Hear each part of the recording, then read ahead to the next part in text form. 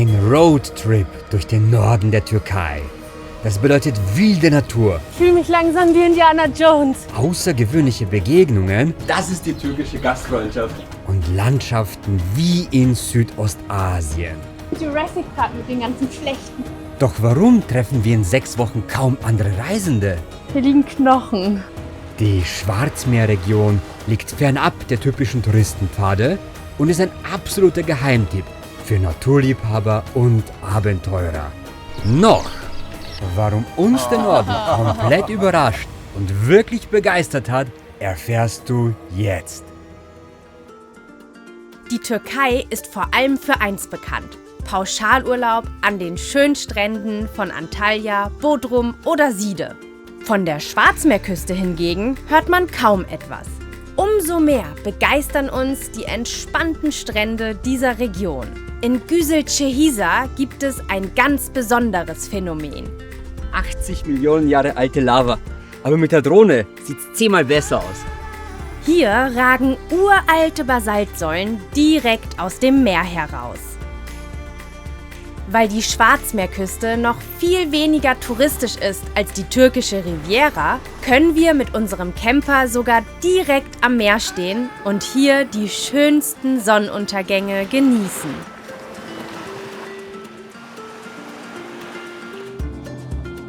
Und nicht nur das, in einer Bucht sehen wir sogar Delfine. Delfine? Zum ersten Mal in meinem Leben. Die sind da einfach angekommen, als wir hier Sport gemacht haben. Auch das Hinterland hat einiges zu bieten. Dichte Regenwälder, spannende Höhlen, wunderschöne Wasserfälle. Doch bevor wir uns die anschauen, müssen wir noch einen kleinen Ausflug zu den Rainbow Mountains machen. So etwas haben wir wirklich noch nie gesehen. Besonders der Sonnenaufgang fasziniert uns hier. Die Berge erstrahlen dann in den schönsten Farben. Auch zum Wandern ist die Gegend wirklich toll. Ein wenig kommen wir uns vor wie Astronauten auf einem anderen Planeten. Warum sind die Berge hier eigentlich so bunt? Das ganze Massiv hier ist aus Kalk, Ton und Sandstein. Aber die unterschiedlichen Schichten, die haben eine andere Mineralzusammensetzung. Und weil einige Metalle an der Luft oxidieren, entstehen diese fabelhaften Farben. Kupfer zum Beispiel wird blau-grün, Eisen wird rot. Geschafft! Vom Gipfel aus sehen wir eine grüne Oase. Das Schutzgebiet hier heißt Nallehan Kuş Cenneti. Es gibt hier übrigens über 190 Vogelarten.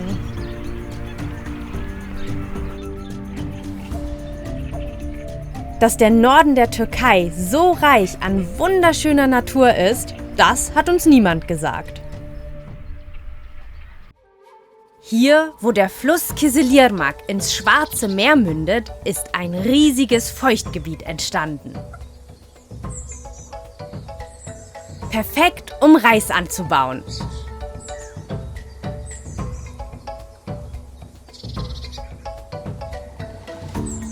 Die Landschaft erinnert uns an Südostasien.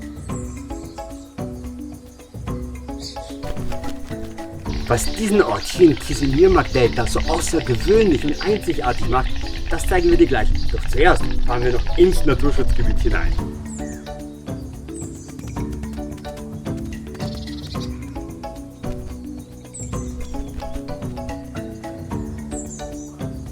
Die Wasserbüffel führen ein entspanntes Leben. Fressen gibt es im Überfluss. Überall laden Wasserstellen zum Abkühlen und Wiederkäuen ein. Als Dank verteilen sie ihren Dünger großzügig. Doch plötzlich bekommt ein Haufen Beine und entpuppt sich als waschechte Sumpfschildkröte. Das Feuerlibellenmännchen ist rot wie die Liebe. Je stärker die Färbung, desto höher die Chance beim anderen Geschlecht. Es gibt hier wahnsinnig viel zu entdecken und ich bin sehr dankbar für unser Objektiv und den Zusatzakku.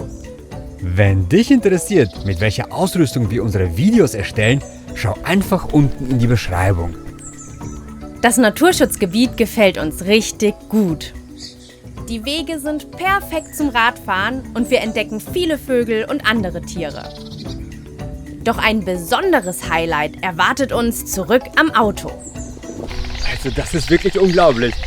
Das sind an die 30 Storchenhorste rund um mich. Sowas habe ich wirklich noch nie gesehen.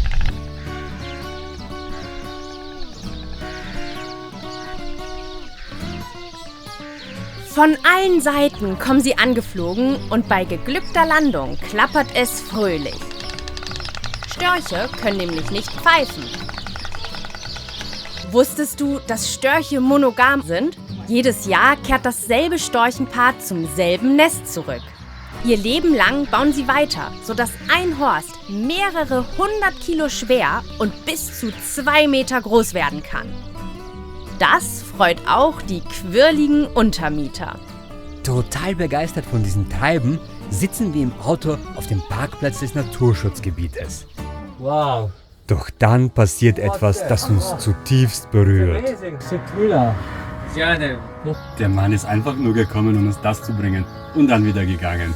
Die Torte, schau dir die mal an, das ist doch fantastisch. Also die Türkei mit ihren Menschen hat uns bis jetzt wirklich begeistert. Das ist toll. Das ist nicht das erste Mal, dass uns das passiert.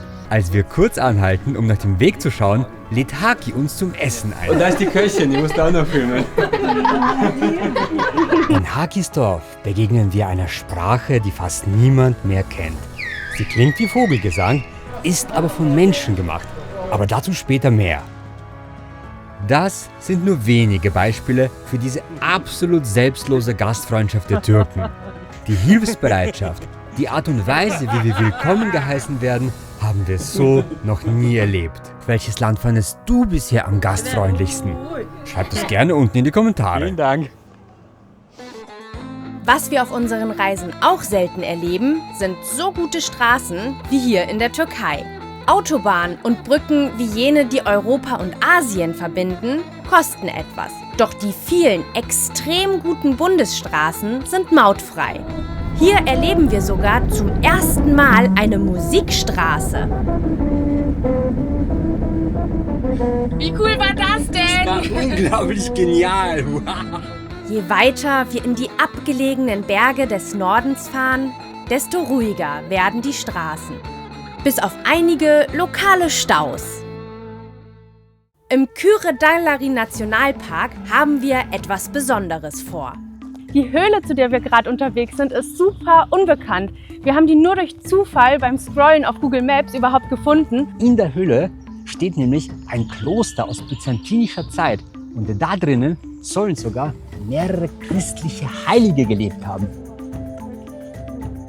Boah, auf dem Weg zur Klosterhöhle liegt die Pilzhöhle. Die Höhle sieht zwar ziemlich cool aus, aber wir wollen jetzt zur Haupthöhle.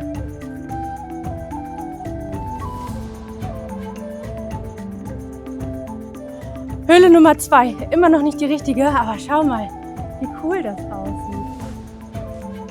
Die Wanderung ist wunderschön. Es geht über moosbewachsene Felsen und durch bunte Blumenwiesen, bis uns das Dickicht beinahe Das verschluckt. ist echt ein kleiner Dschungel hier. Ich fühle mich langsam wie Indiana Jones. Boah, da ist der Eingang. Es erinnert uns an das Portal einer gewaltigen Kathedrale und beeindruckt uns wirklich. Wow, das ist echt cool, wie man hier in diesen Bogen reingeht. Aber dass die da oben so gespalten ist, das ist wirklich einzigartig.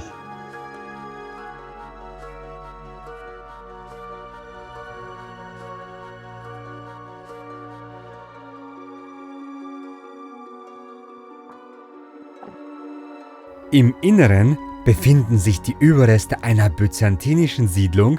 Bis zu 2000 Jahre alt sollen die Funde sein. Das ist rund. Mit 8 Kilometern Länge zählt die Höhle zu den größten in der Türkei.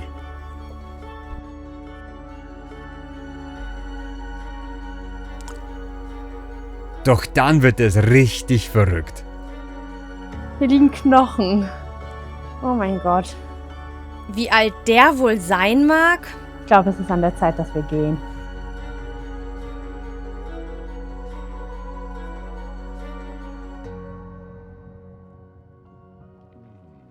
Also das war jetzt wirklich eine außergewöhnliche Höhle. Und bis auf den alten Knochen da hinten waren wir komplett alleine.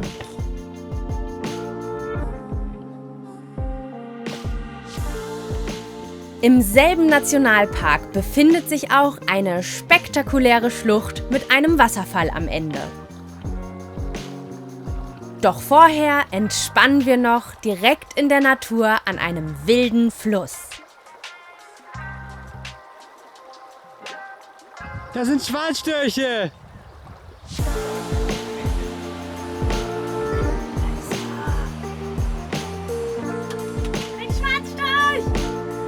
Die meiste Zeit sind wir hier alleine, bis auf diesen hübschen Schwarzstorch, der uns besuchen kommt.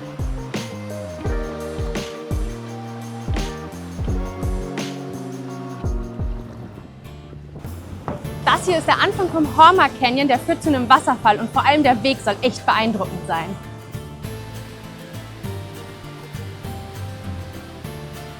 Wie tief das runtergeht! Das ist total beeindruckend. So ein bisschen Jurassic Park mit den ganzen Flechten und Hängepflanzen. Kaum zu glauben, mit wie viel Kraft sich das Wasser hier über Jahrtausende durch den Stein gearbeitet hat. Also ich habe wirklich viele Schluchten gesehen, aber die hier ist absolut beeindruckend.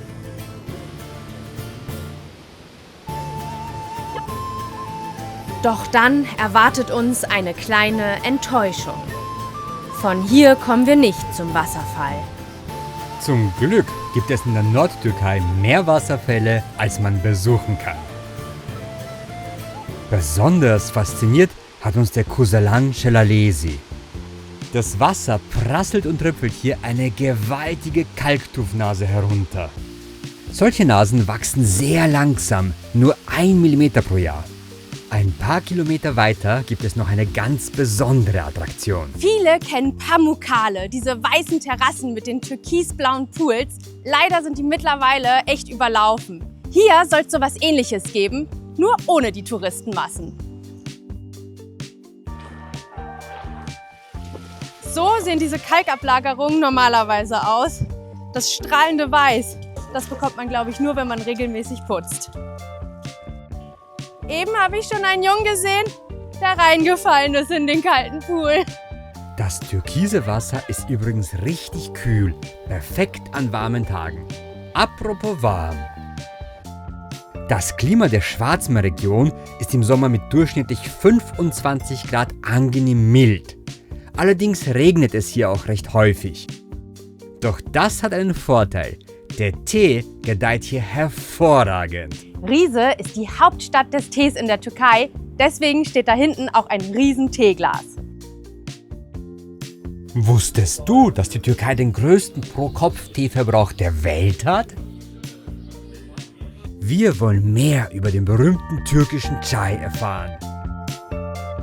Vorbei an riesigen Teefabriken geht es hinauf in die grünen Hügel. Es ist unglaublich idyllisch und ruhig. Die Luft ist angenehm frisch und sauber, ein wahres Paradies auf Erden. So sehen übrigens Teesamen aus, aus denen wird dieses süße Pflänzchen. Wir haben gerade erfahren, dass Kaffee bis zum Zweiten Weltkrieg das dominante Getränk in der Türkei war. Allerdings ist Tee viel einfacher und günstiger anzubauen. Doch wir sind nicht nur zum Tee trinken hier. Ich bin jetzt traditionell eingekleidet und habe hier das passende Werkzeug, um den Tee zu pflücken. Ganz oberflächlich geht man hier nur so rüber und macht so einen geraden Schnitt. Die ganzen Teeplantagen sind hier an extrem steilen Hängen gebaut. Es ist gar nicht so einfach, hier lang zu gehen, geschweige denn zu arbeiten. Und das auch noch bei über 30 Grad. Nach der ganzen Arbeit kann man sich hier aber wirklich gut erholen, denn die Aussicht ist grandios. Den Tag lassen wir bei einem traditionellen Gericht ausklingen. Das Kuymak hier muss man essen, solange es noch richtig warm ist, und deswegen hauen wir jetzt rein.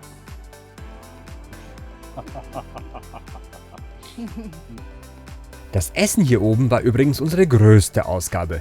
Die Kosten pro Person für alle Aktivitäten in 6 Wochen waren 31 €. Das sind gerade einmal 76 Cent pro Tag. Hättest du gedacht, dass die Türkei so günstig sein kann? Wo warst du zuletzt im Urlaub und was hat es gekostet? Schreib's in die Kommentare und lass uns vergleichen. Bleibt nur noch die Frage, was hat es mit der Vogelsprache auf sich? Das hier ist ein abgelegenes Tal in der Nordtürkei Und die Menschen hier sprechen eine ganz besondere Sprache.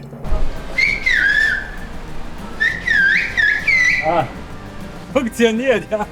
Soll sich dreimal im Kreis drehen, das hat funktioniert.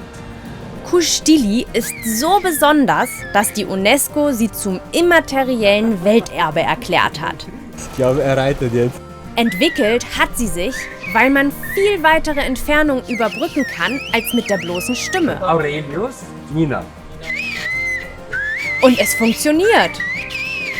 Die Vogelsprache beeindruckt uns. Doch mehr noch, wie bereitwillig die Menschen ihre Kultur mit uns teilen. Wenn du wissen willst, wie Karl Marx zum Endgegner unserer Drohne wurde und warum Batumi das Las Vegas des Ostens genannt wird, dann klick jetzt rechts und komm mit nach Georgien.